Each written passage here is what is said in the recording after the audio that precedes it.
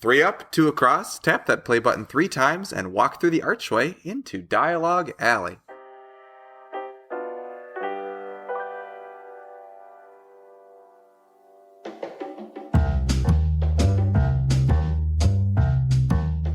Hello, and welcome to the show. Dialogue Alley is a podcast all about Harry Potter books, book translations, and all other things magical. I'm Erik from Nocturne Erik on Instagram, and we have a full house here today. So with me is Carly from All the Pretty Books. Hello. Melanie from the Harry Potter Collection. Hello. And joining us today is Adam from the Harry Potter Specialist. Hello. Great to be on the show. Hello.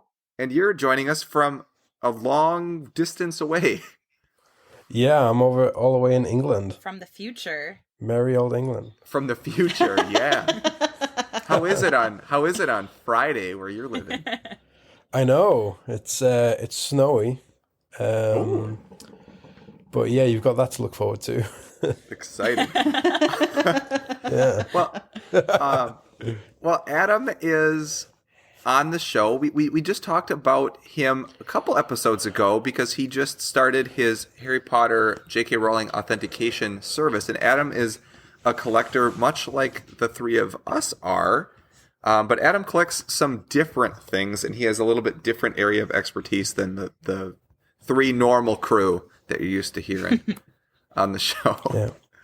So we're excited you're here, Adam. So thank you very much for taking the time to join us.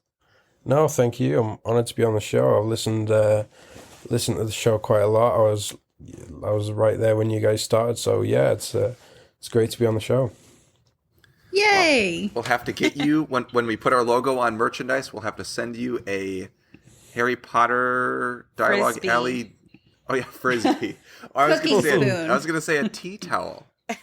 Oh, yeah, a tea towel. Cozy. Obviously, or a tea cozy. Adam, when we have guests on the show, we usually just go over some basic Harry Potter related information. So, tell us a little bit about yourself. What house are you in? Do you have a favorite Harry Potter book?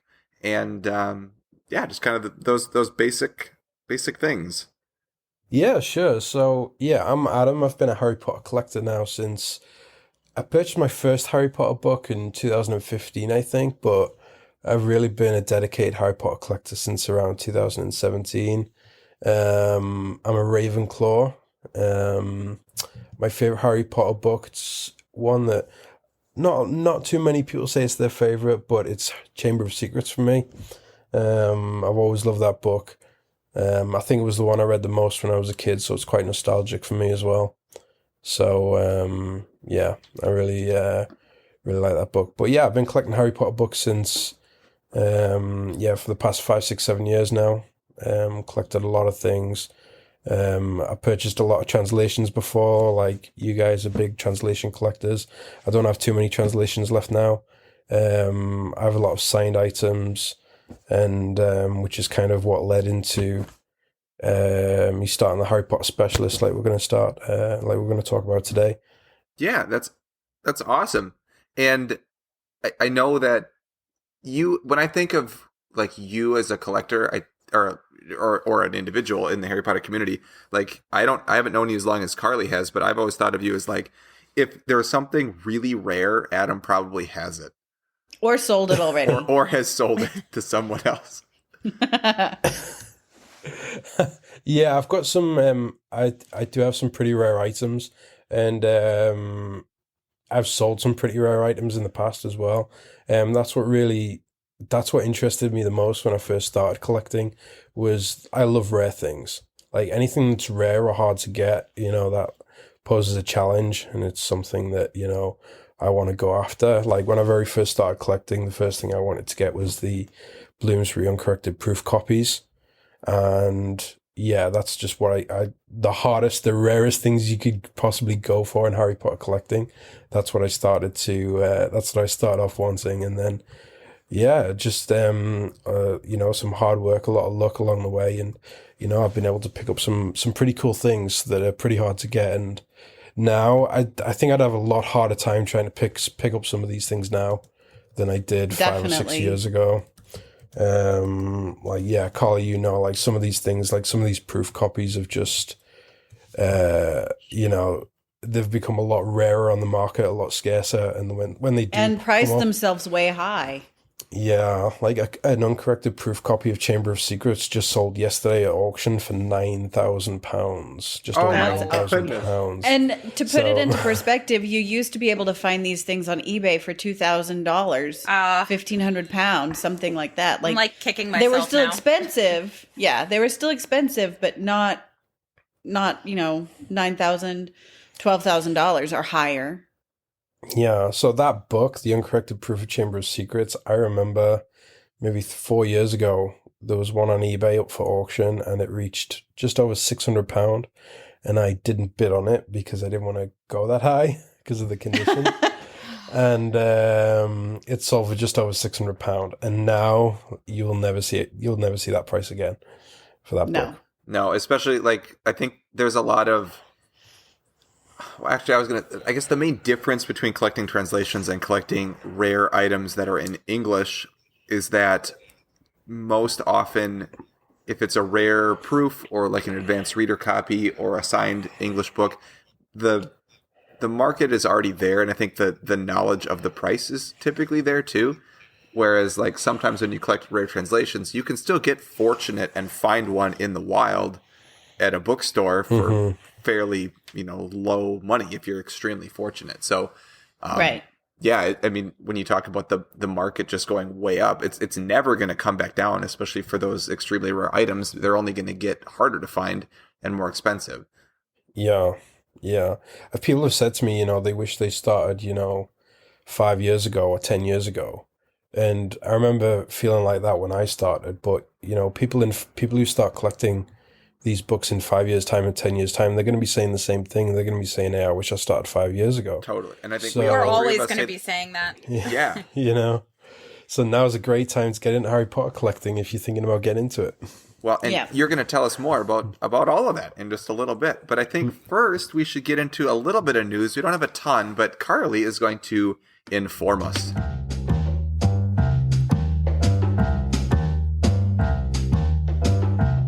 The news. I actually don't have anything coming for me book-wise, so I don't have any news. Does anyone else? I think Melanie may have some stuff coming. For like the first time in forever. Like it could quite possibly be like a year at least since I have gotten books, I think. Did you sing the song from Frozen?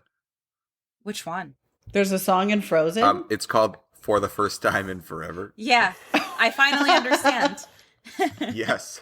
Yes. For the first time in forever. I'm getting so many books. I'm so excited about it. I have the new Estonian covers are coming. I still need to get those. So cool. Finding those Estonian books? New Estonian books, book 1 through 3. They're coming. On the way. Where did you find them? Where did you get them? Can you send me the link? Because you asked me last time, and I looked after we finished that show, and I couldn't remember where I had located them, and I closed it.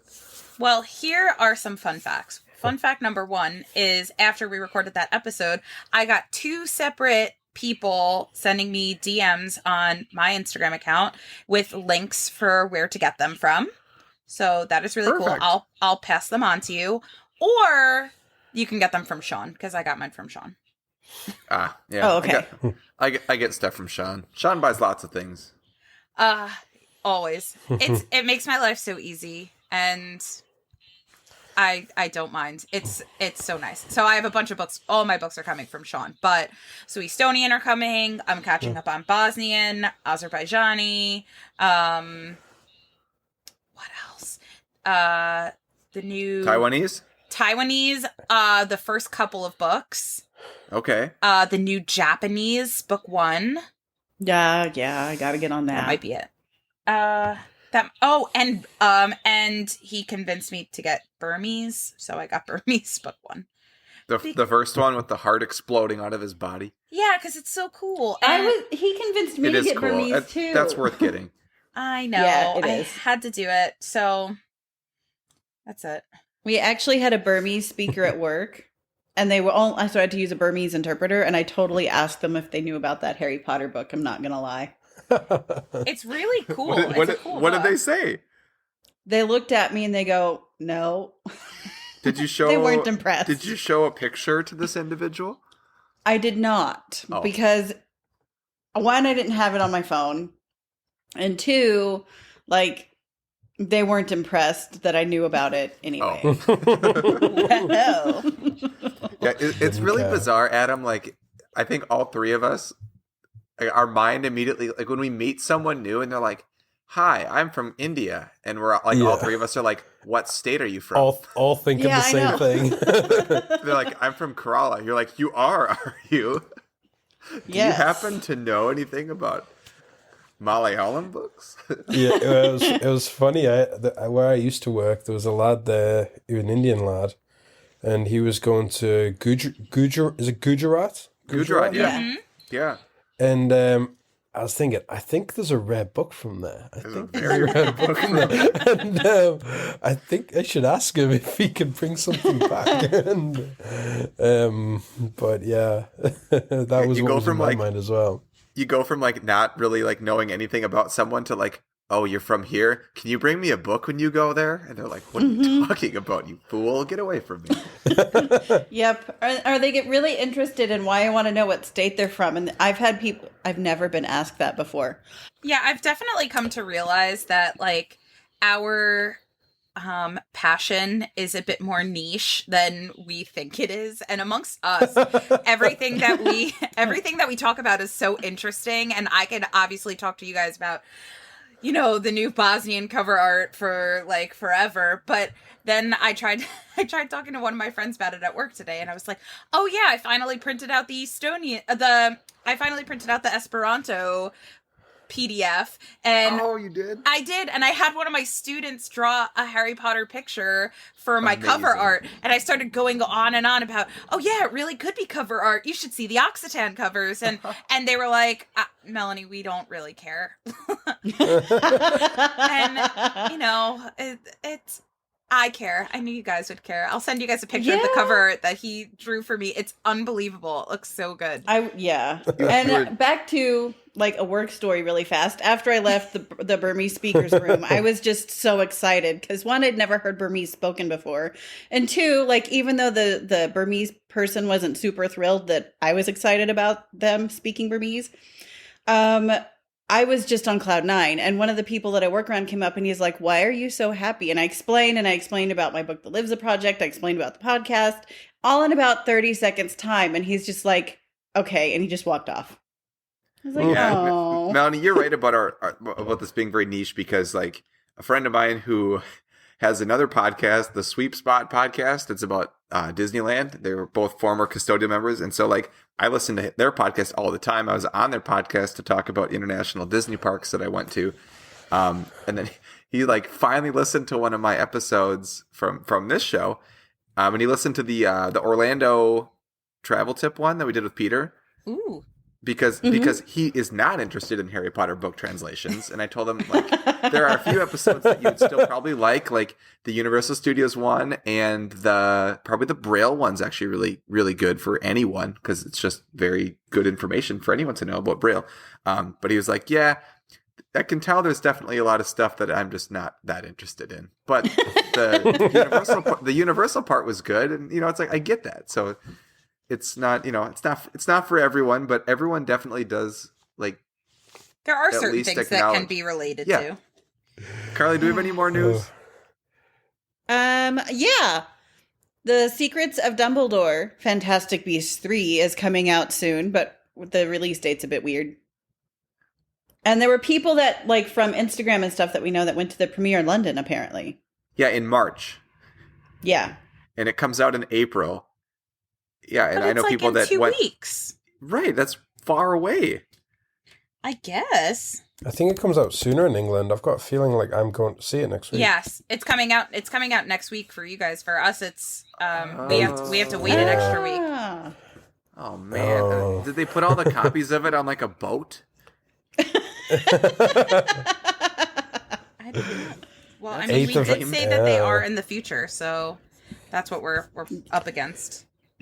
But that's way in the future. It's only like 6 hours in the future. I won't tell you what if you're happens. I got a signed book today as well. Oh, That Oh, is big is news. That counts as, if This that is what counts you as sent me news. pictures of, right? Yeah, it is. Yeah, it is. What do you think? It's I'm jealous. Yeah. So, yeah, I got a signed book today. This is a signed book I've never had, and it's an ultra rare signed book. Like, it's an American edition signed copy of Half-Blood Prince. And those you just never really see those. There wasn't you a don't. signing for them. She came over, and I found out a little bit more information about how this book was signed and its origins when I got talking to the person who received it. So it was in 2006, Joe came over to New York City for the Harry, Carrie, and Garp event that you might have heard about. Yes. So she did a talk with Stephen King and another author, I forget his name, and I think it was like a 2-day event, and you could buy different tiers of seats for different prices. The cheapest were like $10 or something, but the most expensive ones were $1,000. And for the $1,000, you also got a signed copy of a book by each of the 3 authors. And that signed copy was sent out in the post several weeks after the event. So she didn't do a signing at the event, but if you paid £1,000 for your ticket, you received 3 signed books, one from JK Rowling, one from Stephen King, and one from the other author. Did you get to pick which book? No, you got one. You got all 3. You got all 3. No, I know, but did you get to pick which Harry Potter book? Oh no, it was a Half-Blood Prince. It was a signed copy of Half-Blood Prince. Okay, so everyone that paid for that tier got a Half-Blood Prince. Yes, yes. Okay. But some people apparently were a bit annoyed because some of the copies was actually second printing copies of Half-Blood Prince that they got signed. The copy that I got was a first printing copy, but I bought it for the person I bought it from attended the event and paid £1,000 for the ticket, and they also included the original event ticket and the flyer for the advertising the event to go with it. So yeah, super pleased to be able to get that. That's something that doesn't come around too often. No, it doesn't. And it really doesn't. Especially one where you don't have to really guess at the authenticity of it, because you do see some of them around, but they're either possibly premiere signed, and those are harder, or you just don't really see them, not here or anywhere. No, if you see them, they're typically fake. They're typically counterfeit. Yep. Or like thousands of dollars if they're authentic. Yeah, and this was just pretty how it pricey, is. but it was worth it. I'm aiming to complete my American signed collection. Sounds so cool. That's just such a cool idea to have all of them signed. What do you need left now for that? I need Order of the Phoenix, which is I figured that's equally as hard. It's gonna be. I think it's more hard because I don't think there's. She didn't come. That 2006 event was the first time she came to America since Order of the Phoenix came out, and then she only signed Half-Blood Prince at that event at that time. So the only other time would be 2007 when she did her open book tour, and potentially getting one from that signing event, but they'll have holograms in. So to get one from 2003 will be next to impossible. I think the only way to get one would be if someone flew over from America and brought their copy. And you of do Order of the see Phoenix that. and have it signed. You do see that from time to time. But it's just quite rare. How much of like a faux pas would it be to you to have like let's say you got invited to an event that she's at next month, and you brought an American first edition Order of the Phoenix and had her sign it? Would that mean like anything to you, or is that like no? It's I want it signed from this era. No, I would totally get her to sign it. Yeah, Okay, if it was, so you would count it then. It wouldn't be like it wasn't signed during the okay. Not for all books though. For that copy of Order of the Phoenix, like her signature hasn't changed too much since 2003 to now. It has a bit, and Order of the Phoenix alone, an American edition of Order of the Phoenix is a very cheap book by itself. Right. Exactly. So I'd have no problem with her signing it. I wouldn't, for instance, have her sign my first printing copy of Philosopher's Stone. Oh gosh, no. No. I wouldn't have her sign one of my proof copies, things like that. I wouldn't have her sign anything like that, but something like Order of the Phoenix, or one of the later books, which are really cheap to buy just by themselves. Yeah, I would totally get her to. I would totally get her to sign it. Yeah. Yeah. Anything really rare is a big head shake. Certainly for that book, Order of the Phoenix, which is now an impossible to find signed, I'd have no qualms with having to sign that and being very happy to include that in my collection. I do have a Scholastic signed book plate, one of the scroll book plates, which is unused, which I could put with my Order of the Phoenix. So it would be like a book plate signed Order of the Phoenix, but it wouldn't. Yeah, strictly it wouldn't count. It'd be a nice place. It could be a placeholder until. Yeah, it would work like that. Yeah, but well, I feel like we just jumped into this here, but yep. Yeah. I feel like we're kind of already in the main segment a bit. So I guess no, that's fine because it naturally went right into there because your news was that you got a new book. So let's just new back signed it up. book. Let's back it up just a little bit. Yeah, new signed book. Let's back it up a little bit. So, like, how and when did you start collecting? Well, you said you collected everything rare at one point. So whether that be translations, proofs, signed copies, anything. When did that start to deviate to what your current collection is? So, when I first started, I started collecting rare things, signed things, and that hasn't really changed. There was a time when, I decided, I wanted to collect, kind of everything. Have all of the Canadian editions, the Australian editions. A big goal for a while was to get all of the UK editions, all the American editions, all the Canadian editions, and all of the Australian editions, so all the English language editions. Yeah. And so I was rattling along with that, and I nearly completed all of the Canadian editions.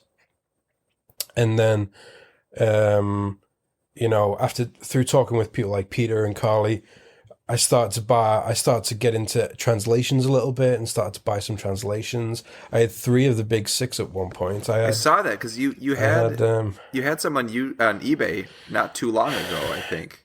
Yeah, I had 2 Greenlandics as well at one point as well, and a girl in the UK had decided to sell off a lot of things, and I actually went and met her at Alnwick Castle and bought a load of rare translations off of it. So some of these rare translations that people spent a lot of time looking for, she decided to sell them all. So I bought them, and then I was going for the rest of them, and then I decided, I really want to focus on building up my signed collection. And at that time, I was still looking for some of the uncorrected proofs, which were quite pricey. And I decided, I'll sell my translations, and I'll use that to fund the signed books that I want to find and the uncorrected proofs that I want to kind of go for. And that's kind of really what I've been working on collection wise since. The amount of things that I've bought over the past 2 years has rapidly decreased because I'm no longer buying things like the Canadian editions or the Australian editions like I was looking for before. So I'm now a lot more focused on, I want to complete my American signed set, and that's not a cheap set to put together. So I'm starting to spend a bit more time looking for some of the harder to find books than buying a lot of what I was buying before. But I've been doing that all the time. If I ever saw something that came up, I would always buy it. If I felt like it was something rare or something exciting that I think would fit well into my collection, I would always go for it. But now I've got a certain number of sets I want to complete. I want to complete my deluxe signed set, my American edition signed set. I need to complete my UK signed set as well. First printing signed set. So those are the kind of. I also want to complete a signed proof set as well, which is Wow. which is I have one signed proof. So I have a completed proof set, and I have one signed proof as well. So It's really I cool. still need the other three. So they're gonna be really hard to get, and they're probably gonna take a number of years to complete. If I'm able to do it at all. So you're just talking about all the sets of signed things you have. I have one JK Rowling signature. How many do you have? I couldn't tell you exactly. It fluctuates. It's probably around 30. Wow. Something like that. That's insane. It'll deviate. It might go up a little bit. It'll go down a bit as well. But yeah, probably around about 30. But it's been a while since I've got them out and counted them, so I couldn't tell you exactly. I've got one in the mail at the minute. It's on its way to me. So yeah. And obviously, in order to be able to buy that quantity of signed things, I've got to be able to sell them as well, because I've got to be able to fund the habit. Exactly. Yep. So, I think Carly, you and I were the ones. I think Melanie, I think you were gone that episode. But when Adam, you launched your new authentication service, the Harry Potter Specialist, Carly and I chatted about that a little bit. So what changed, or what triggered you to start this service versus just collecting signatures? Mm-hmm. Yeah, so it was kind of over the past. I never set out in the beginning to ever. It was never something I ever wanted to do or ever thought I would do, and it was only really. I only really decided to go. I only really made the decision that I was gonna. Yes, this is something I'm gonna do quite recently, towards the beginning of the year, and I launched it in February, and it was really kind of. I almost felt compelled to do it because just over the past year, the quantity of counterfeit signatures. I mean, there's always been fake signatures on the market. That's a given, and there always will be. But the degree of sophistication with which these counterfeit signatures were being produced, I mean, really sophisticated. Like they had provenance with them. They had the holograms attached to the books. To try and convince, and these were all faked, to try and convince people that what they had was authentic. And over the past year, I'd start to see people like rare book dealers who I'd never seen sell a counterfeit Harry Potter signature, who were usually pretty good at spotting them. They were all of a sudden starting to sell these counterfeit signatures.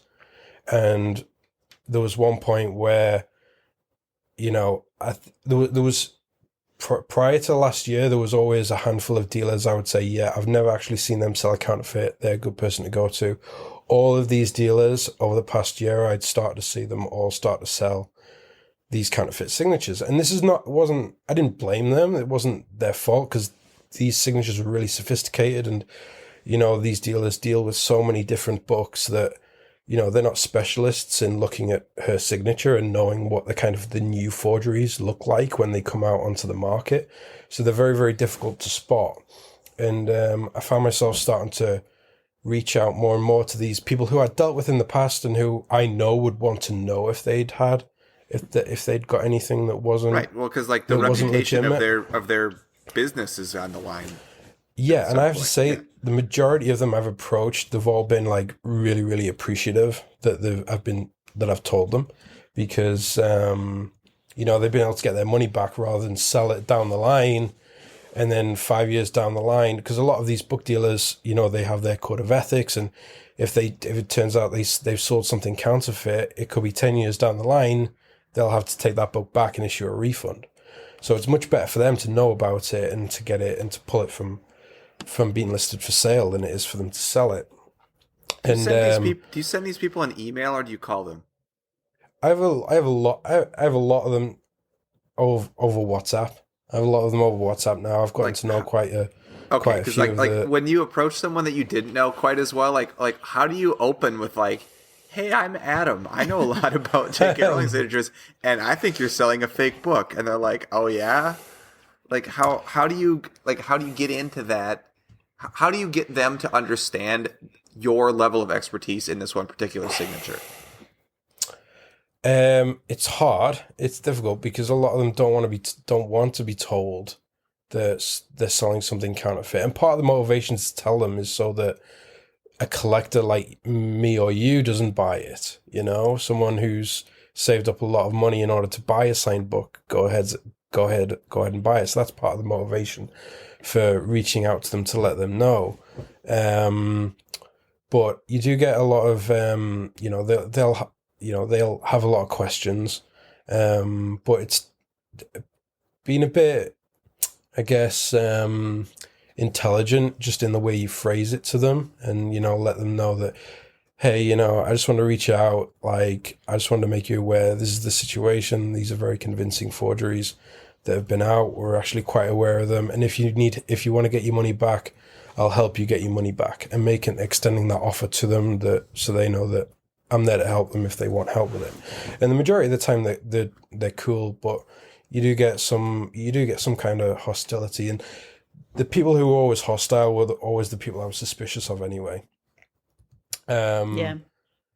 But yeah, I've started this new service. I've kind of stopped doing that because that's the whole point of kind of the service being there, I guess, so that I don't have to spend the time reaching out to people. And if people are looking to purchase an authentic signature, that service is now there to help them do that. And likewise, it's there for dealers as well. If dealers want to utilize any of the services that I've got on offer, they can use them as well to make sure that what they're buying is legitimate as well.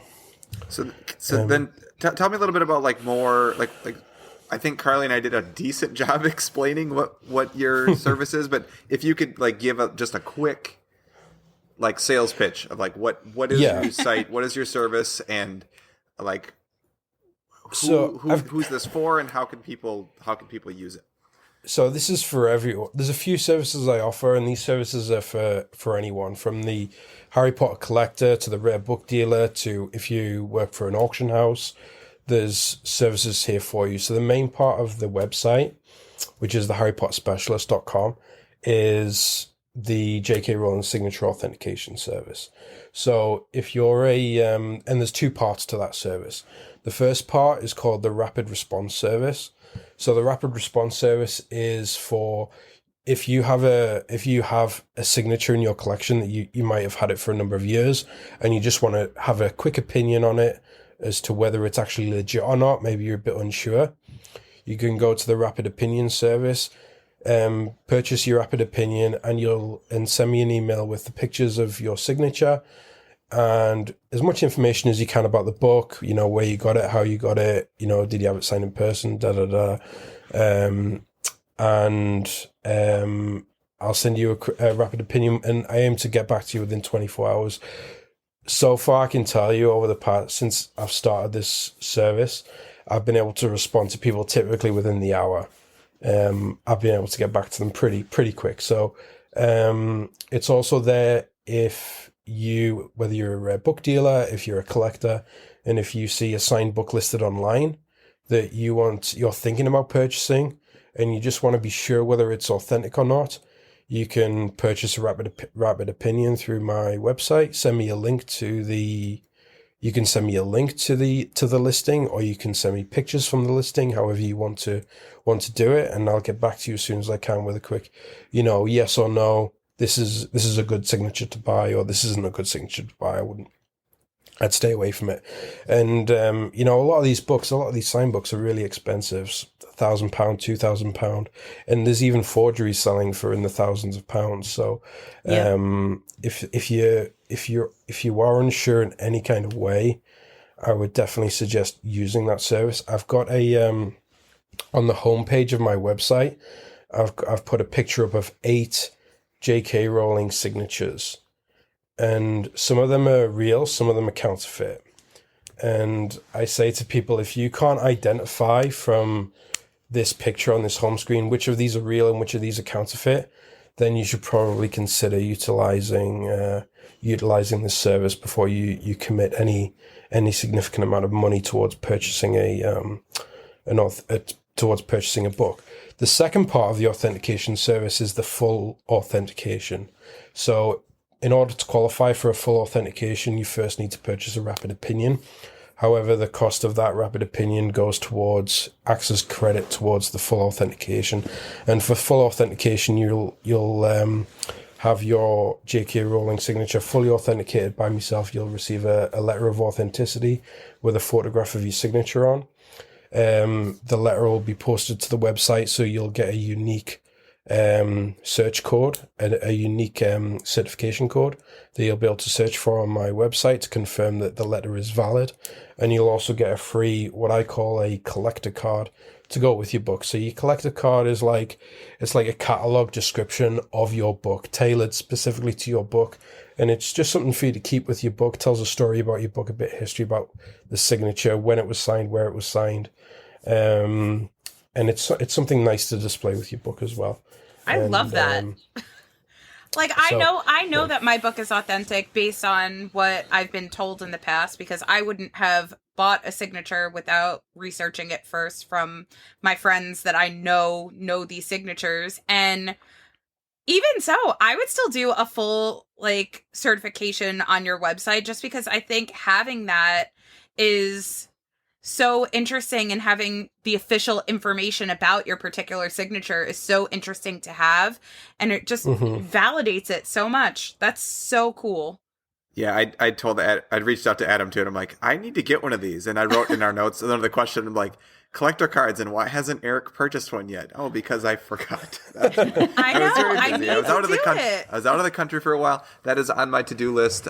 We just did our taxes, so we're going to get some money back, and that might be what some of it goes towards. Yeah. But like you said, Melanie, I was telling Adam, I know my signature is authentic. It came from Carly, right? Who is one of the other people I trust authenticating signatures. So, I don't need it authenticated. I know it's authentic, but I think just having it would look so cool framed though. Right, because mine it's a loose page, Carly, right? And it's framed on my wall, and it's awesome. It's up there. I can look at it, and having. But you could get it matted. You could actually professionally mat it with the card and the letter. It would look really neat. Oh, the possibilities are endless, Carly. We could have like a little voice recorder, like an MP3, and you could push play, and I could get someone really cool to read aloud the card. Wait, you could have maybe Adam read it? I could have Adam. Ooh, Adam, you could add that for a deluxe tier. Yeah. You'll get an MP3 file of Adam reading the collector card. Yeah, totally. A drop-down option on the purchase menu, yeah. Yes. So the way I interpreted your two services, because at first I was like, okay, well, there's why would you do one and not the other? Well, here's what I've decided, and you can tell me if this is correct or not. The rapid one is more of a one of two things. I have this, I just want to double check that it's authentic. I have no intention of really ever selling it. I just want to know for my own peace of mind that it's legit. Or you said, I'm going to buy one that I'm probably never going to sell, and I just want to confirm that it's real before I buy it. Mm-hmm. Right? Yeah. And then the full authentication, that's more of I have this and I want it cataloged so that other people know that it exists, so that you know it exists, so that I have all the information about it possible. And if I ever do sell it someday, whether by choice or by necessity, I don't have to have someone else wonder, is this legitimate or not? I already can provide them the most accurate documentation possible about this to make sure that it sells for the most money, or it sells for what it's valued at, and it's a smooth transaction. Someone else is just yep, it's legitimate, it's authenticated by Adam, who's the deity of JK Rowling Signatures, and I have no question, I'm going to buy it. So yeah. How do you feel about my interpretations of those? Spot on. That's spot on. Perfect. All right. Yeah, absolutely perfect. And I think having the story to go with it makes such a difference as a buyer as well. When I go to buy a book and I can, someone's got the complete history of this book there for me. I know exactly when this was signed by Joe and how it came to where it is now before it came into my collection. that makes a huge difference when deciding to buy a book. Like I didn't understand this recently, because I bought a book recently, a few months ago, from the original. It was a UK edition of Goblet of Fire. It was signed. I bought from the original person who had it signed back in 2000. They had it signed at Hatchards in London, had the golden ticket with it. And they told me this great backstory about how they were an employee at the store. And I forgot all the details now, but they told me how they were an employee at the store and how they queued up on the Saturday beforehand in order to get a golden ticket. And then he told me about him waiting in the queue to meet Joe. And then he told me about how he got cold feet at the last minute, and then he didn't really say anything to her, and how he wishes that he did.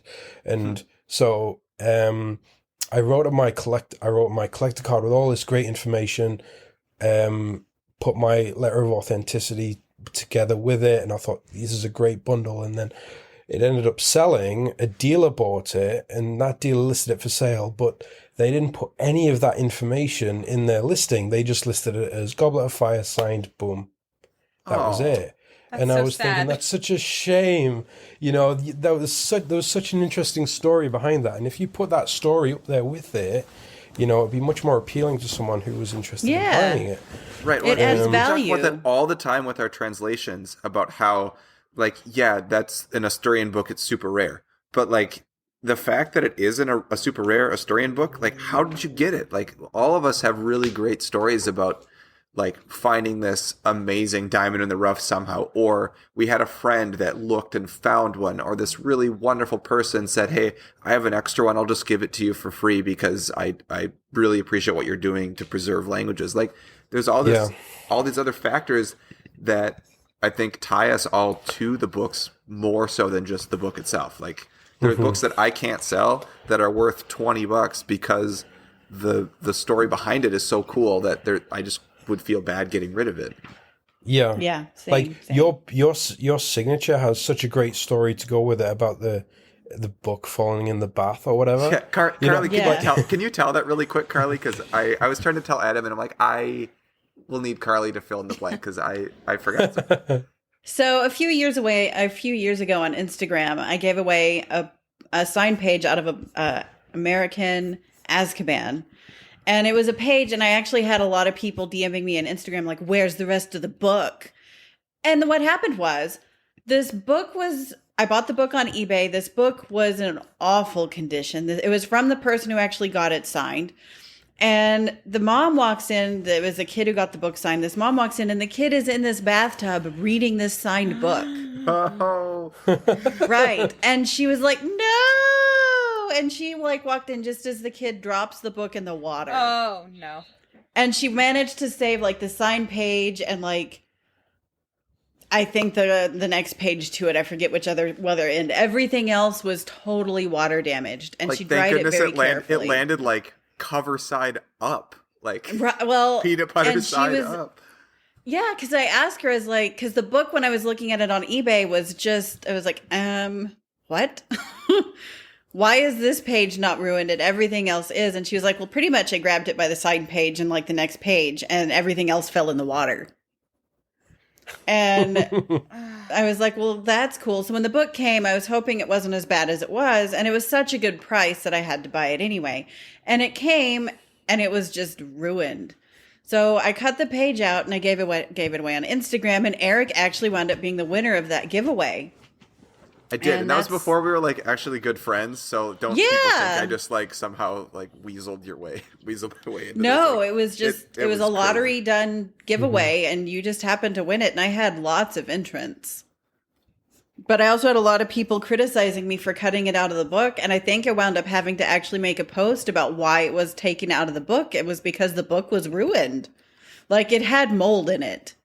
Oof. Well, yeah, kind of ruined. And frankly, I don't collect signed books, but I would love to have one. And that was always kind of something I wish I had, something that Joe signed. And the fact that I had no choice because I won this from you. I'm not going to say no, don't send it to me. It's a single page, and I have to frame it. And I did, and I framed it. It's on my wall, and it looks so good framed. Looks so good.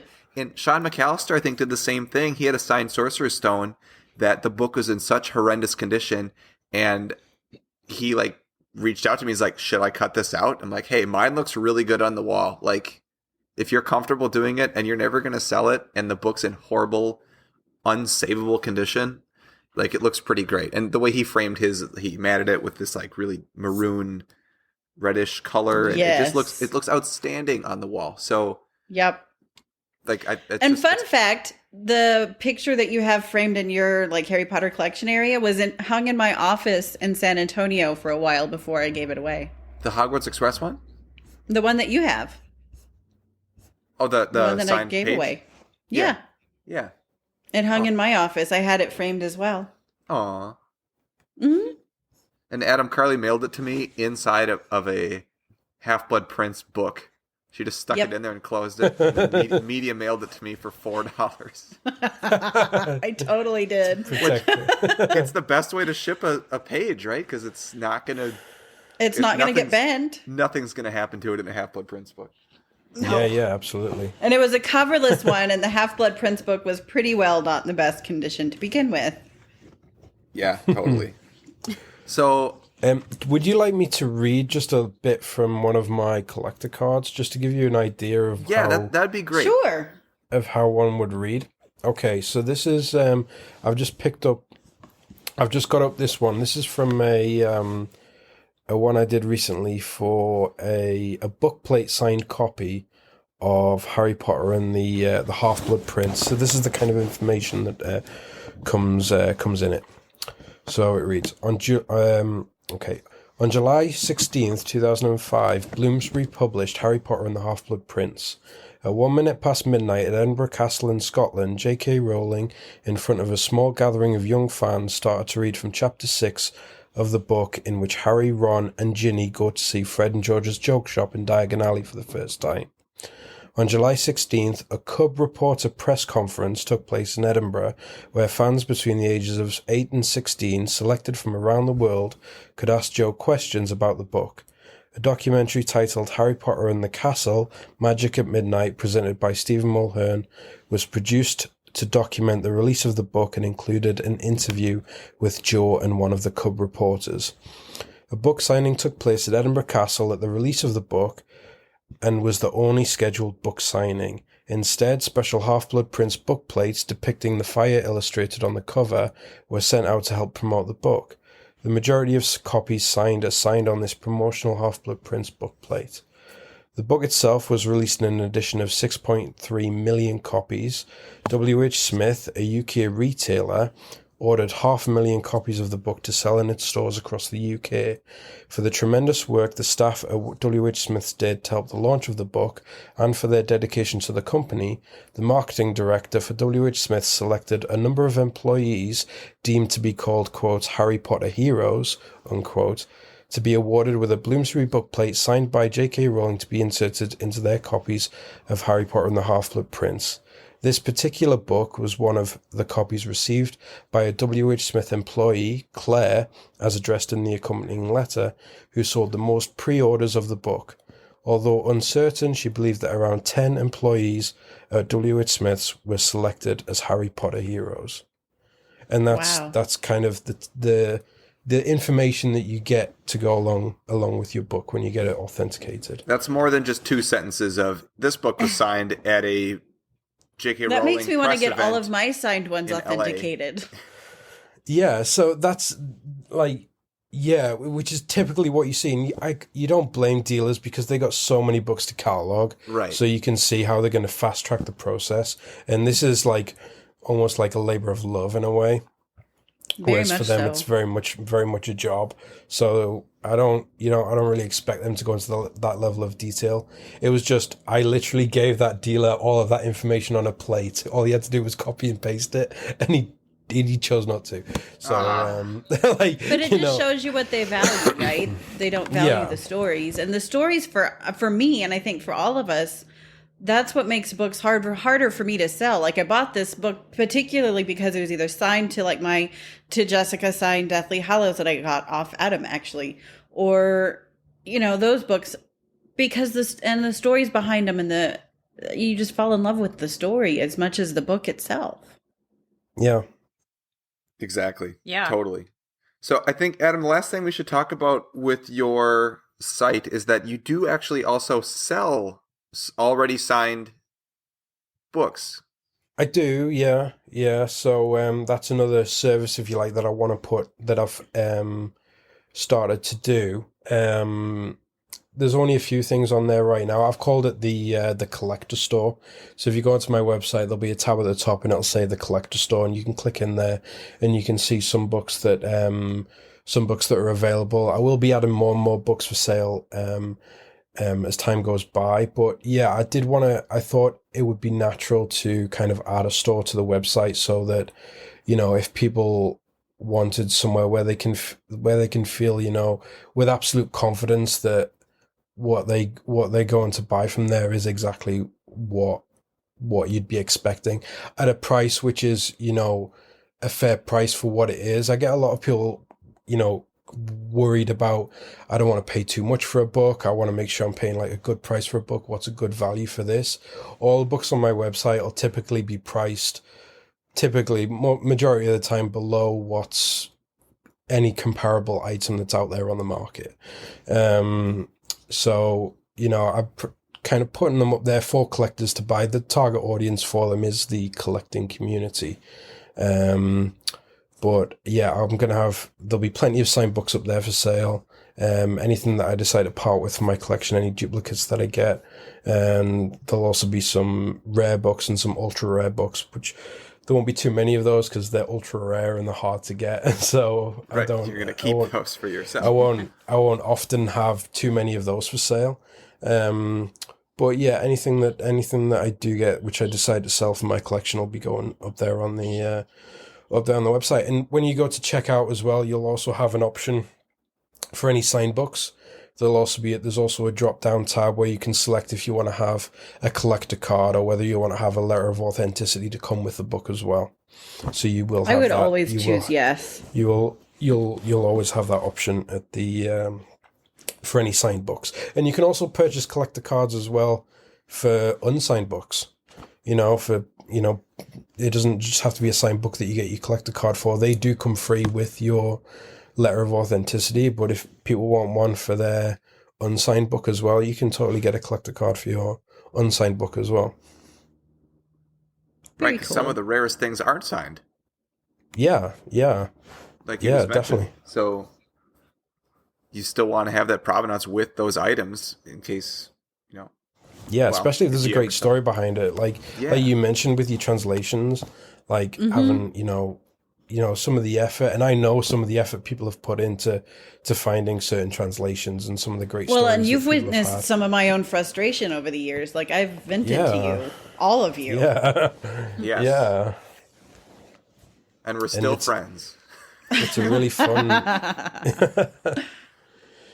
it's a really fun endeavor. So yeah, share that story and get it down on paper and keep it with the book. And then, you never know, like 10, 20 years down the line, you've still got that story there and you don't have to recall it in your mind anymore. It's right. Well, and I think also just having something out displayed by something, like don't get me wrong, I think all of us love talking about our collection, but I don't feel like some people necessarily want to hear everything about it. Like they don't want me to just start out like talking about things. So that's a good way to, like, if someone's just perusing by your bookshelves and they can read that, they're like, whoa, that's pretty cool. Do you have anything else that's kind of like this, or any other crazy stories like this one that you have, like, that you want to share? Yeah. Because sometimes I think all of us get caught like just like someone's like, hey, what are these? And you're like, oh, let me tell you what all this is down over in the corner. Now that you have expressed mild interest in my books. I'm going to show you this and this and this and tell you about this and show you this and hold this. Yeah. And it gets really out of control really fast. It does. Oh, yes. So this kind of lets people go at their own pace, I suppose. Yeah. I don't think we mentioned, Adam, really quick, like, so why are you the guy for this? That's what I was waiting for a lull to just ask. Like, what makes Adam the guy? What makes Adam the guy? So first of all, I actually have an opinion on this. And I think Adam's not the guy. Adam's the guy. It's Carly's Adam's the opinion. guy because Actually, I think this is all just crap. No. I totally think so because Adam took the initiative to start emailing these people. Like back when Adam and I, we've talked signatures for years, right? One, Adam, like myself, we know what it's like to get burned and it stinks. And two, he doesn't mind taking the initiative and he's very direct in his emails because he's ran them by me in the past. He's very direct and he doesn't mind confronting the hard things. Whereas over time, myself and other people, we've kind of backed down because it's a lot. And Adam doesn't mind taking that on. And he knows his stuff. He's studied these signatures rigorously. I trust him fully with it. So I think that's kind of what Melanie and I are wondering, Yeah, how if you're just a person, Joe Schmo on the street, and you have the signed Harry Potter book, how do they accept our word that, hey, go to Adam? Obviously, anytime someone says to me, "Oh, is this book authentic?" I say, "Okay, here are 3 people that can tell you yes or no, and it's you, Peter, and Carly." And but it's how did you develop this reputation? Okay. You want me to be candid? Yeah. Yeah. I'd probably say that over the past several years, you'd be hard pressed to find someone who's looked at more JK Rowling signatures than I have, or studied more JK Rowling signatures than I have. It's literally been, like I said, a labor of love. So on a daily basis, I said this to someone once and they said, you need to get out more.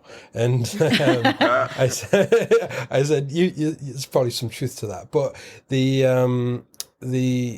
it's become, a hobby that I've been involved with so much. And I think because in the beginning, these signed books are a lot of money.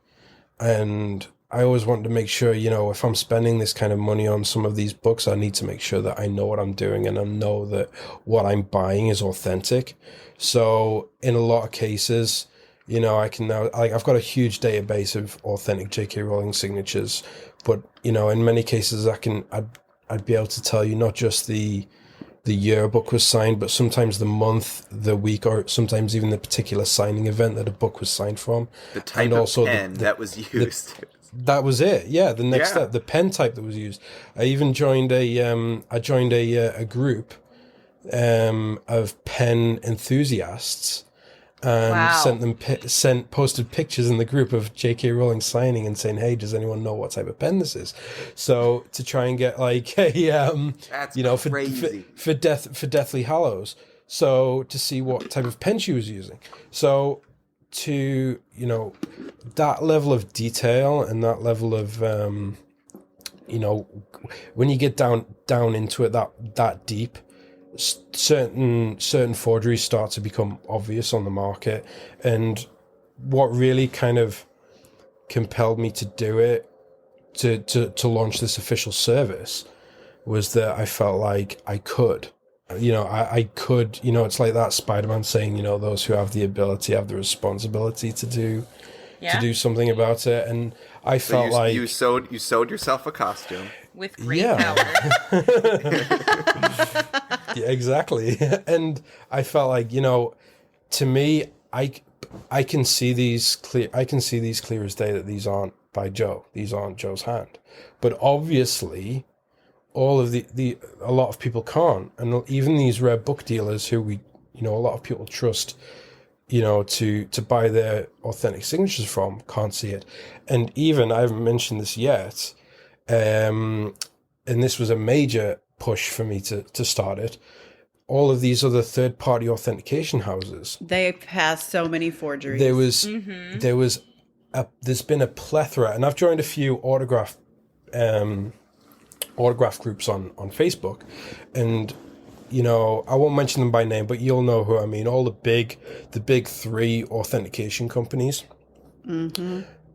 All the time now, you start to see counterfeit signatures being authenticated by them, and I thought, these are people who are trained to authenticate signatures, but they're not special. Again, they're not specialists in Joe's signature. So I felt like, well, the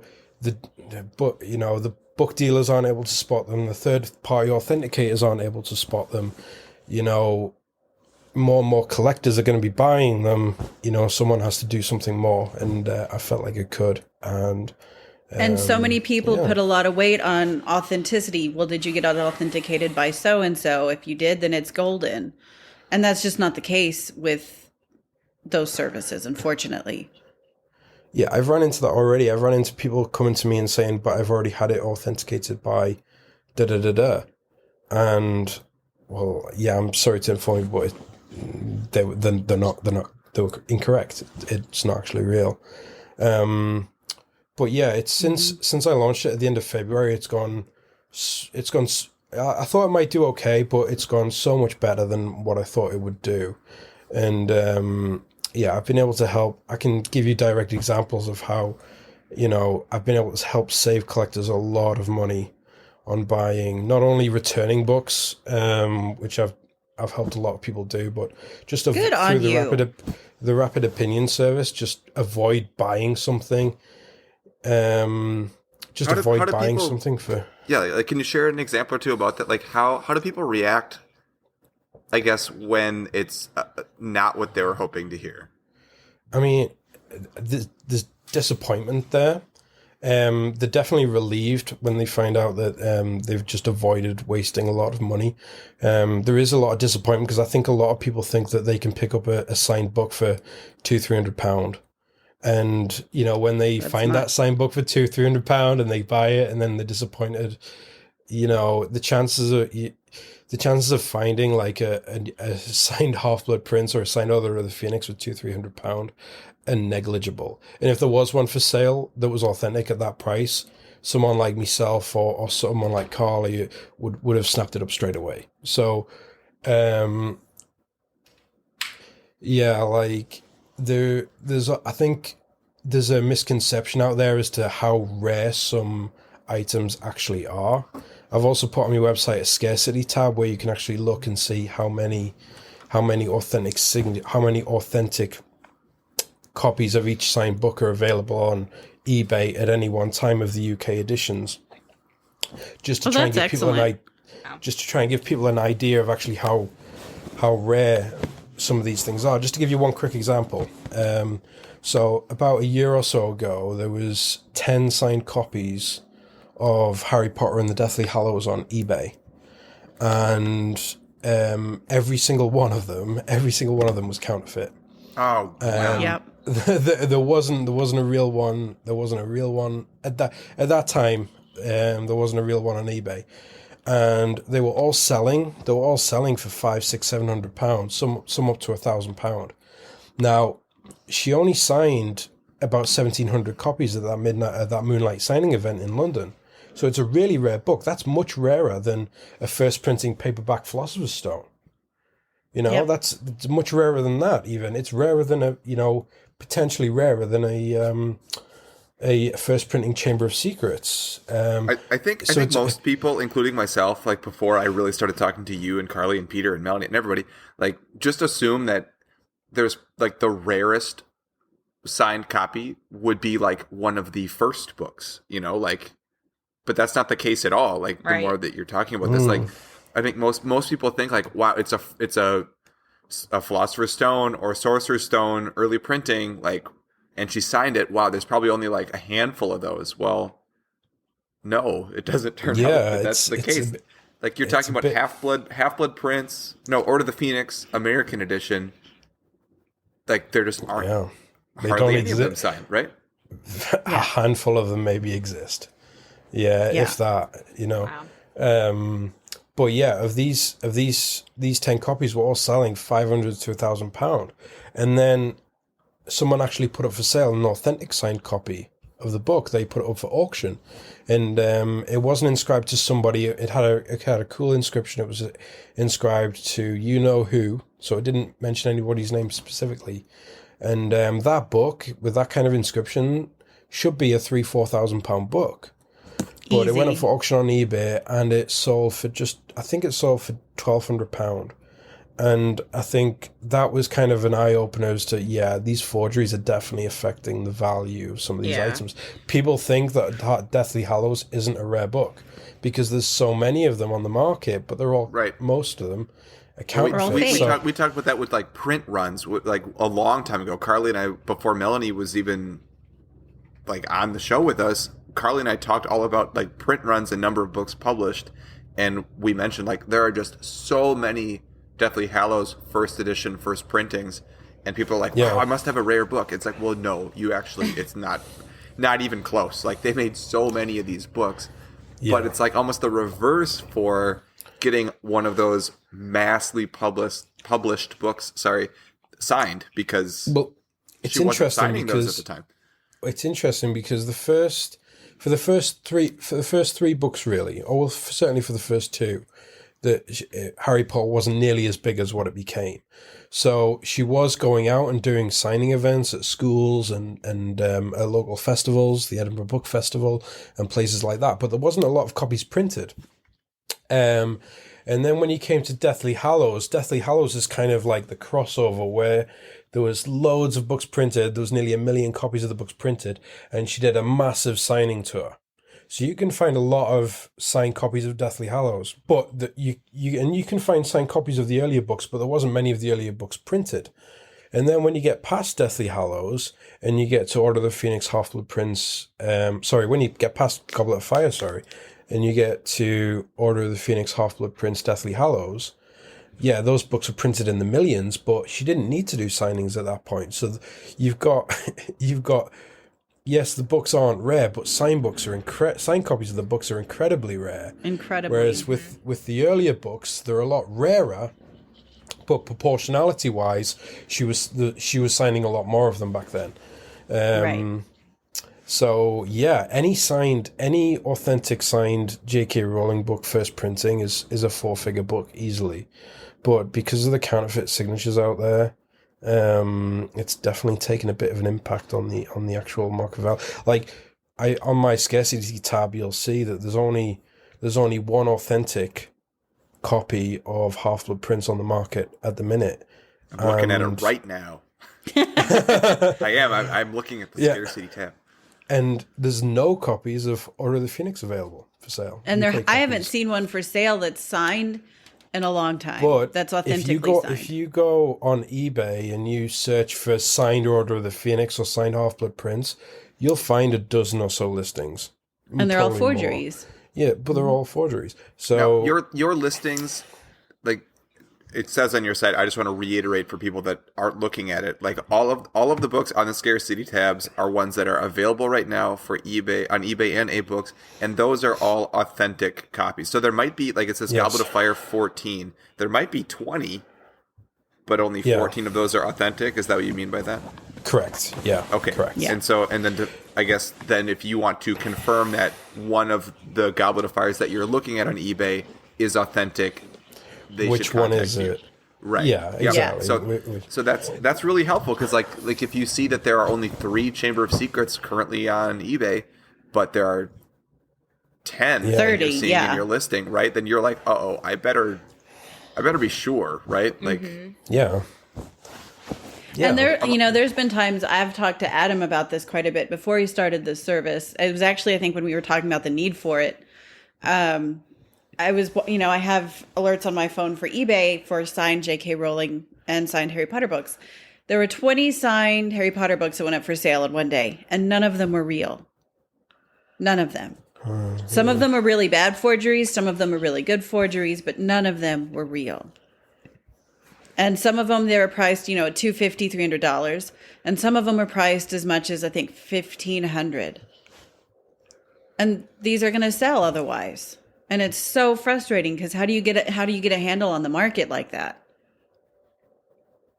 Yeah, I think yeah. I don't know. Don't ask me. Ask the Harry Potter specialist. Well, that's this is a great way to start. Yeah, for sure. Yeah, some there are people who don't want to know whether their signed book is authentic or not because they don't want to, I guess, have it confirmed in their mind. I have had people, approach me saying, I've got, I've got this and send me it. And I've said to them, well, have you considered it? And I can see it that it's not real. And I've said, have you considered using, if you considered using my service? Because I want to tell them that, it's what they have isn't real.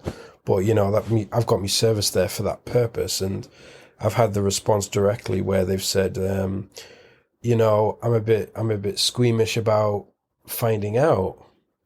And that's their decision. I've actually had stories. I think part of the reason why they may not, and not for all of them certainly, but I've had people in the past, way before your service was a thing, DM me on Instagram, and they're like, my mom got me this book signed for Christmas, and it was dedicated to the person, and it was absolutely a forgery, and more than likely the mom may have done it. Aww. Because they couldn't have, or the parents did. The kid legitimately thought it was real, but the mom just did it for the kid. Right. Oh, man. And they thought, for years that they had, and she told me this story where, my mom got it signed for me. She worked in New York. JK Rowling did a signing in New York, which may have been true, but the book itself wasn't signed. And, the mom wasn't expecting it to be anything of what it was. She just wanted to do something special for the kid, or the dad, or whoever the parent was, wanted to do something special for their kid. But you know what I mean? And I think that could be part of the reason. And it was hard to be like, well, and they asked if it was real and what it was valued at. And it was a really hard conversation. Yeah. Because the story behind it would have been so cool. And the parent absolutely meant well. And they're probably just trying to make either a birthday or Christmas or whatever special. And it backfired terribly years and years later. And that could be maybe part of the reason. I don't know. Or maybe it was a gift, kind of like that was. But that could certainly play a part in it. Yeah. Well, I hope that kid at some point thinks, well, if my mom signed this book, it's actually worth more to me now than if Joe signed it. Like the mom was really trying to do something special. Or maybe they couldn't have afforded to buy a signed book because they've always been pricey for the time. Selling back when signed books were selling for $200-$300, and I know plenty of people who wouldn't spend $200-$300 on a signed book. Yeah. And now they've gone way, way up, and people are still buying them because the market will bear it. Well, I guess the overall message is, if you want to be sure that you are buying or in possession of an authentic Harry Potter book, you should contact Adam at theharrypotterspecialist.com or on Instagram at theharrypotterspecialist, because I just am on the homepage of your site. There are the 8 signatures that you mentioned. Can you tell which ones are real, which ones are counterfeit? I absolutely cannot. And I am a bigger Harry Potter book collector than almost anyone I know besides any one of you guys that are in the community. And I even own an authentic signature, and mine looks nothing like any of these that are even on your site because of the evolution of our signature. So do you have a guess? I don't. I don't at all. Okay. I guess I'd have to take mine off the wall. I'm looking at it and I don't know. It was funny when you posted that on the signature group, by the way. Oh yeah, people got really angry with Adam when he posted that on the signature group that we're a part of. Yeah, so me and Carly are part of a signature group on Facebook, and I posted this picture, and to see if, and this group is full of quote unquote, autograph sleuths, I guess you would say, like people really passionate about autographs, and no one was able to. I think one person. You had 2 people who I think guessed it right. Correct, but I think, and then there was one guy who was like, "Nothing's wrong with any of them." Oh. I think and one he was just. I think one person, the one person who got them right, it was a pure guess. So it was very, but no one in the group could I identify it, and that's part of the reason I put it up, because I know it's generally very, very hard to see which one out of these is counterfeit. But this is just kind of to highlight my point that if you're not someone like me who's at the forefront of the market in terms of seeing new forgeries as they come out, you'll easily like I look at these 8 signatures here and I can see which ones are counterfeit straight away.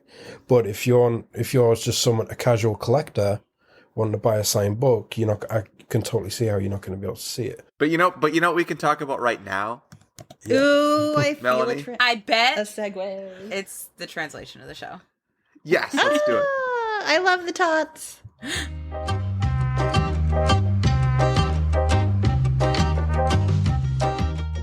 Okay, so our translation of the show for this episode is Urdu, Ooh. which is, I honestly can't believe that we haven't already talked about this book. I but- can't either. Someone, like, Same. I've been talking a lot about this book with a couple collectors that are looking for one, and I am also, like, I look back at that spreadsheet that Johnny made for us, which is amazing, of books that we talked about, and I was shocked that we didn't talk about Urdu, so here it is. Here it is. And speaking of, and this is kind of a good segue as well, I feel like there have been a lot of Urdu books popping up. It's from this same person on that group on Facebook that you guys were just talking about, like the like first edition rare Harry Potter that collector page, whatever.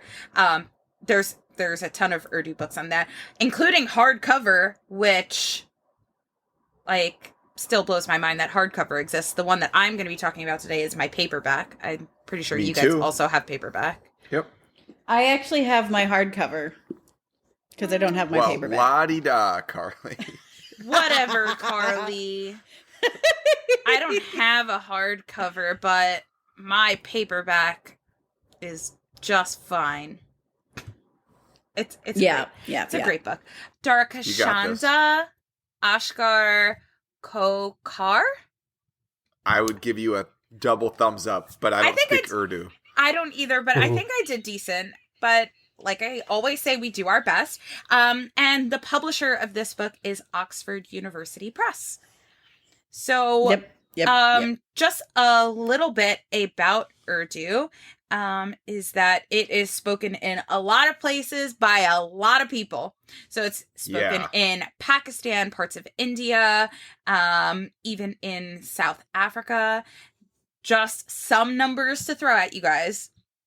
51 million speakers in India, 51 million speakers in India, 15 million speakers in Pakistan as an L1, this is, and 3 million in other countries. And that's just as L1. So that's wild.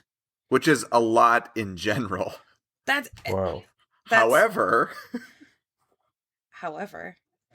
continue on with your stats. Oh, wait, let me just tell you about the L2s. Because there's another 149 million L2 speakers in Pakistan and 12 million in India that know Urdu as an L2. It's wild. Very cool. It is so cool. So, on a scale of 1 to 5, how hard would we say it is to get this book? I would say not too hard. I would give it more of like a 2. Is what I would say. Really? I would say. Well, I would say a 3, but the deal about it is, so there is this barrier to buy because when you find them, they tend to be pricey.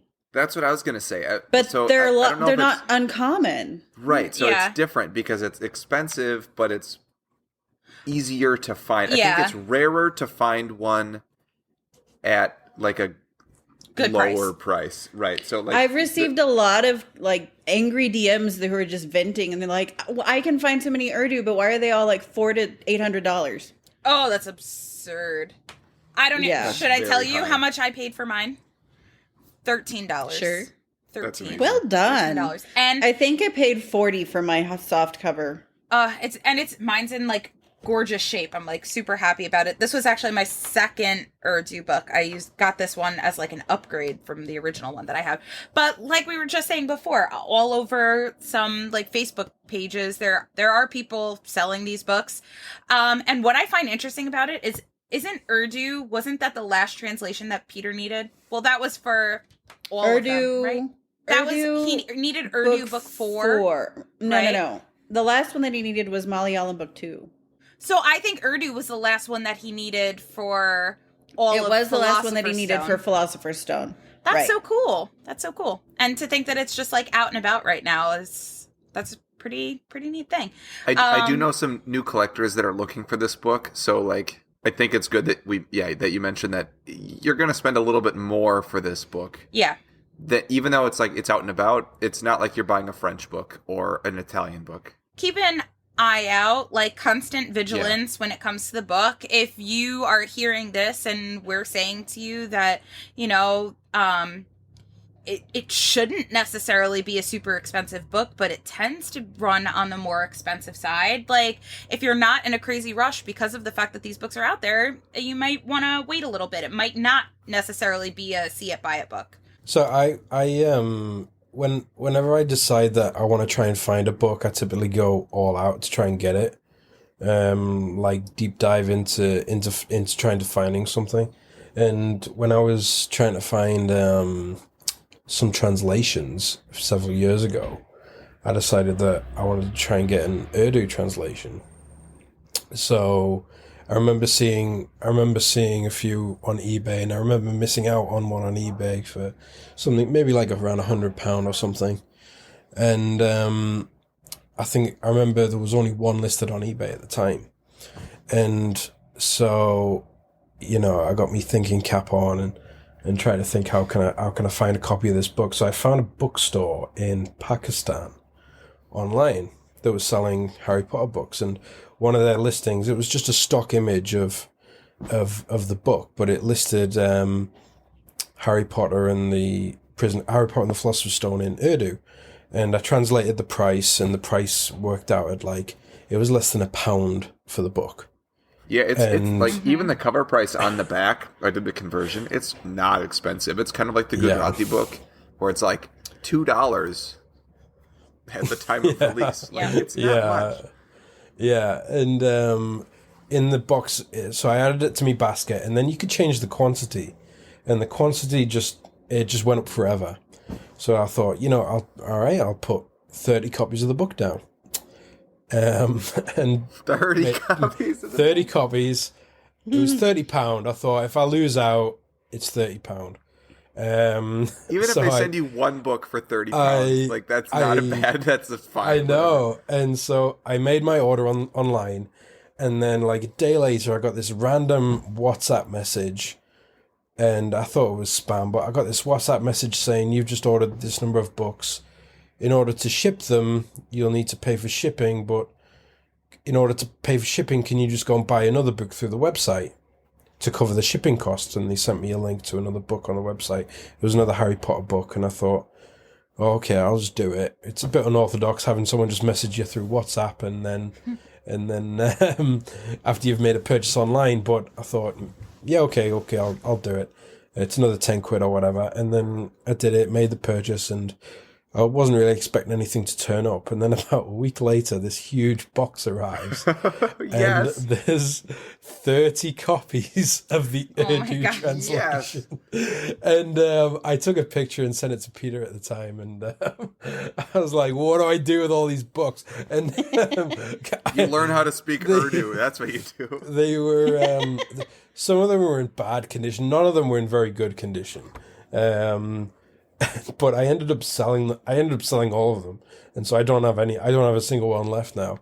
But yeah, I was probably selling them for £20 to £40 each, something like that back in the day. I think you're the only guest we've ever had that has had 30 of whatever book that we're talking about at one time, and currently have 0.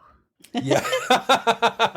Yeah. But you had more books in Urdu, one book in Urdu, than most listeners might have in their entire collection. Yeah.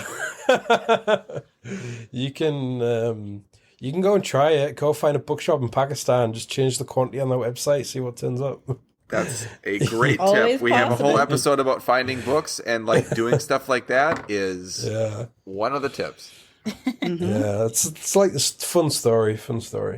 So why don't we do like a little bit of a deeper dive into this book with a little Tots rating scale.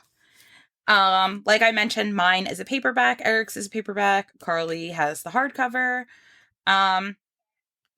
Whatever. But if you would like to open your book up and take a whiff.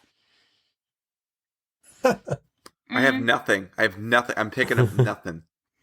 Honestly, I don't know. Ugh. No, mine smells, it's a troll. Yeah, mine's honestly, I would give mine a D for dreadful. I'm giving mine Mine's an a A. troll. I have zero smell. Like nothing at all. So I can't give that a bad score because there's no smell. It's definitely like if you stick your nose right at like the If top you put it, to put it like close to the binding. I don't know. don't. It does not smell. It doesn't smell good. I don't recommend it. It made my nose musty. scrunch. Yeah. Yeah. I feel like if it makes your nose scrunch a little bit, then it's not a great smelling book. So I give it a D for dreadful. And Carly, what were you? Troll. Oh my gosh, and I'm an A. Wow, like mine's like made out of water. It has no smell at all. Making it interesting for Johnny. Yeah, I guess so. Size and proportion of this book. I'd give it an acceptable. It's book sized. Yeah, I would give it a nice. It's nice for length by width, and I like that it's thin. It's very like thin book. Yeah, that's true. So I feel like size and proportions, I would give it an acceptable. I agree, and we should mention with the size and proportions, I guess, that this book reads right to left, or there's a right to left language. So this book is inverted, so much like Hebrew Persian or Persian. Hebrew, yeah. Or I mean, Japanese is right to left. Yiddish. We have quite a few now, actually, which is really cool. Yeah. So it like when I'm feeling it in my hand, I'm like holding it the opposite way that I'm used to holding a book in my hand. So you know what? Why don't you go ahead and tell me what you would rate it for how it feels in your hand? I'm going to do that after I tell you that for size and proportions, I'm giving it an A. You started talking about how it feels. I know I did. But for how it feels in my hand, I would give it an A. No, you know what? I'm going to give it an E. The cover's a little thicker, and it's a paperback book, so it's a thicker cover, and it feels sturdy. So I'm giving it an E for how it feels in my hand. I would say A. Yeah, I would also give it an E. I kind of like that.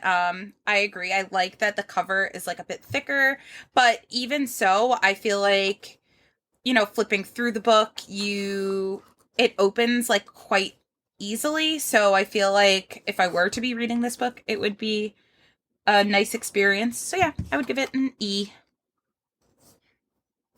Okay. And then what about for the quality of the book? What do you guys think? So my hardcover is not the best quality, so I'm going to probably say between acceptable and dreadful. What? Well, you have to give it a something. Oh, so that would be a poor. A poor is literally the letter between dreadful and acceptable. I was gonna say, I'm pretty sure there's a but part score of the reason on the is like when they were laying the cover onto the boards, it looks like the glue rippled the cover.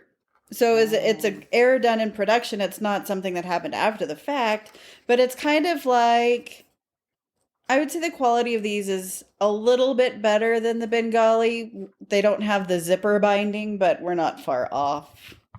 Which I would say for the paperback, I would actually say it's like relatively decent quality. Like Erik was saying, the cover is pretty thick. It's sturdy. Yeah. It is sturdy. Mine is in really good condition. Quality, I would give mine an exceeds expectations. I think it's pretty nice. How is your paper? Is it foxing really bad? No, it seems okay. Because mine is really dry and foxing, so I think they use cheaper paper maybe, because the edges are completely yellowed and the paper internally is yellowing as well. No, mine is like a little bit yellowed, but not like super noticeable. I feel like it is still like a pretty decent bright white. The only thing is I feel like because it's a paperback, it has like, it's developed some curvature to it. Yeah. If that makes sense. But but it's this book is in beautiful shape nonetheless. Yeah, I'm saying E. It's held up really well for a paperback book, and it's definitely not an outstanding, but I think it's a little bit better than the average paperback copy. I mean, I always when we talk about paper books, I always take out my like original Sorcerer's Stone that I read for the first time, like my first ever Harry Potter book that I own, and like I've read this tons of times, but it's like falling apart. Yep. And this book is not. So I give it an E. It's held together really well. And then last but not least, cover art or the interpretation of the cover art. Like we were saying before, the cover art is by Mary Graham Prey.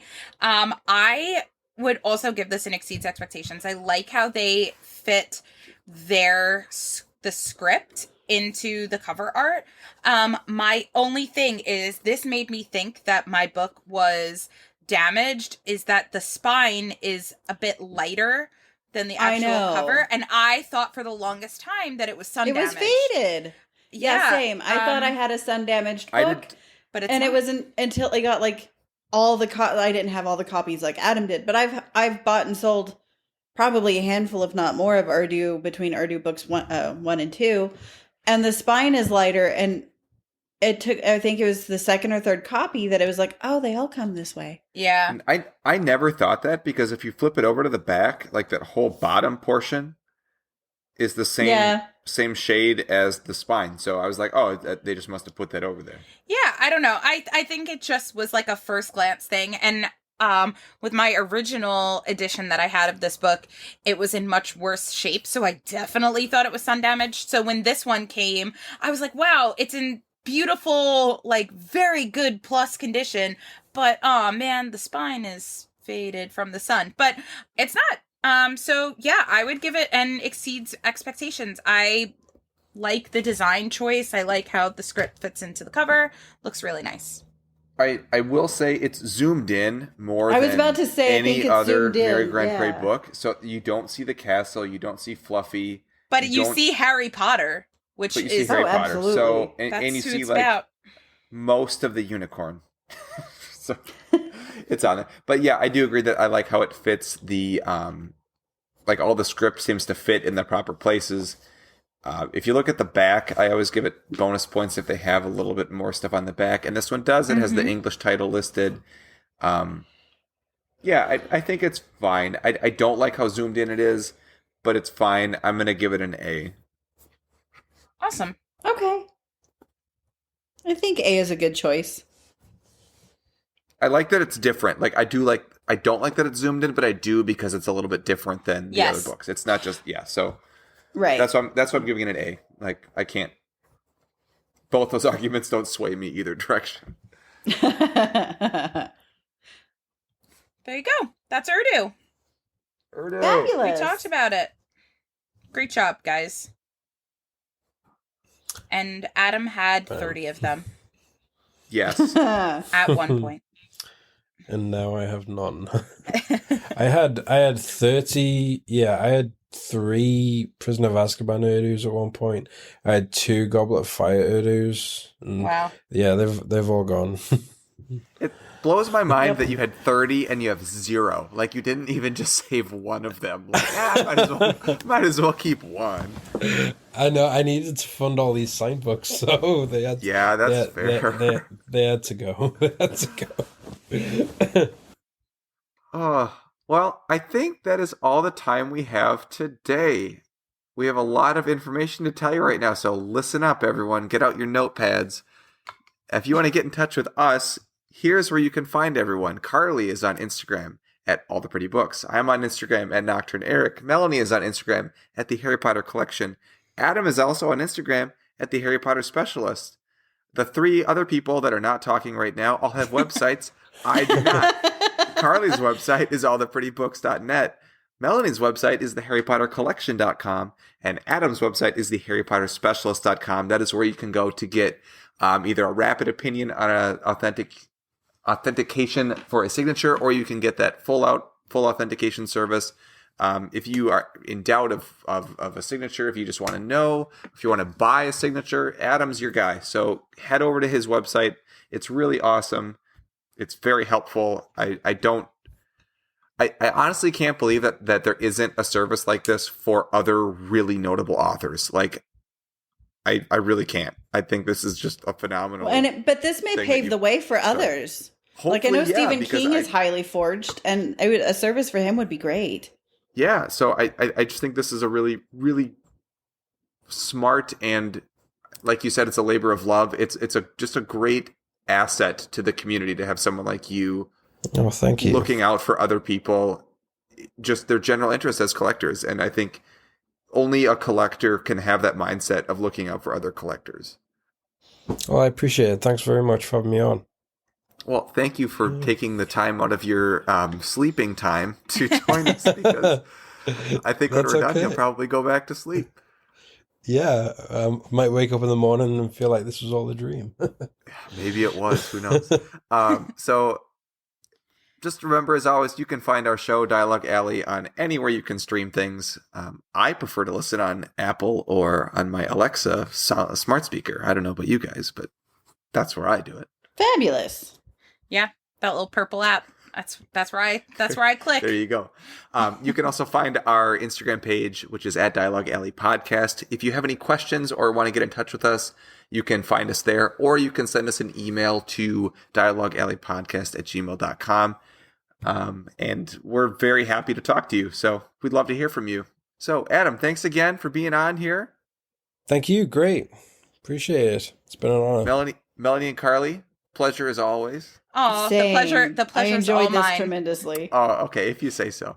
And and with that, it is time to walk back through the archway and into all of our daily lives, and we will catch you next time. Thanks, everyone. Bye.